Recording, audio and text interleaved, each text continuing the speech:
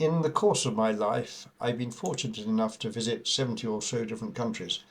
And when I say visit, I don't mean just touching down in an aeroplane, but spending time in each. Um, Often that's because work has taken me there. Working in a country is an excellent way of getting to know aspects of that country in depth that you might never see and appreciate as a tourist. But I certainly don't underestimate the benefits and the pleasure of visiting a country as a tourist.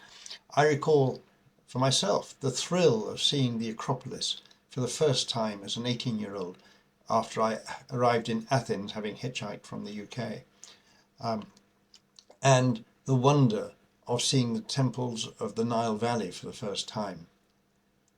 But speaking of tourism, one thing that I've observed over the years is how tourism has changed, generally not for the better.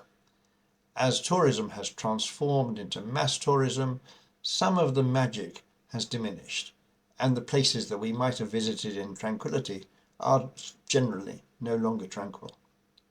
When I first visited Bali, for example, it was a glorious environment of peace and tranquility and culture and gorgeous scenery, everything that you might want from a destination to visit. And they undertook rituals and cultural activities because that's what they did. They were part of their lives.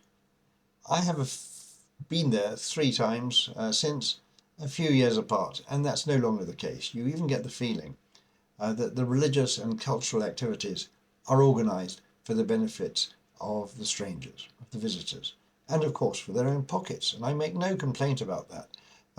Like everybody else, they want to make enough money to live on. Nor can I complain about the development of mass tourism, because as I say, often I'm a tourist too. One thing that's notable is the increase of indigenous tourism, by which I mean tourists from the same country. I've seen this most notably in India, China, Indonesia, huge countries with huge populations, and most tourists now seem to be local people, overwhelming the sites that are visited. But despite these changes, travel still remains a great joy. All countries are different in some ways, though one of the defining features of the past 50 years has been the growing sameness of different countries, which we see in many different aspects, ranging from dress to music to literature and even to speech. Okay, have a nice day, cool, ciao. Travel reinforces the realization that the world is an increasingly small place. Whereas 20 or 30 years ago, there were big differences between countries. Those differences have very much diminished, especially among young people, who tend to wear the similar clothes, like similar music, beginning with the Beatles and now with Taylor Swift, and in many respects have similar attitudes. Young people everywhere seem to be more tolerant and liberal than their parents, and whatever else is going on in the world that isn't good, that is a cause of great hope and rejoicing. But the homogenization of the world is also a cause for some regret. Visit any capital city in the world, and although there are corners that are unique to that country, in very many ways, most capital cities are similar, with a financial quarter, a government quarter, and so on. Cheap travel has certainly contributed to this, but so has what some people call cultural imperialism, Western films, music, etc. That, though, is changing.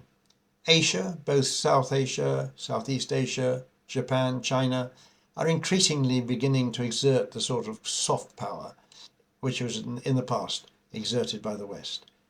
I recall Gangnam Style, you remember that, emanating from Korea 10 years ago, which for a while had the entire world enthralled. But despite the increasing similarities, countries mercifully do differ. On a recent visit to Ethiopia, I was really struck by the fact that in some developing countries, human labour is so cheap that it's worth spending time repairing things rather than replacing them, which would be the case in other richer countries. And presumably, as these developing countries become wealthier, salaries increase and so on, then to replace something rather than repair it will become the more economic option. That's a pity, in some ways, in many ways, because with the world increasingly conscious of its limited resources, it might be better for more developed countries to learn from the likes of Ethiopia rather than for Ethiopia to become more like the developed countries of the world.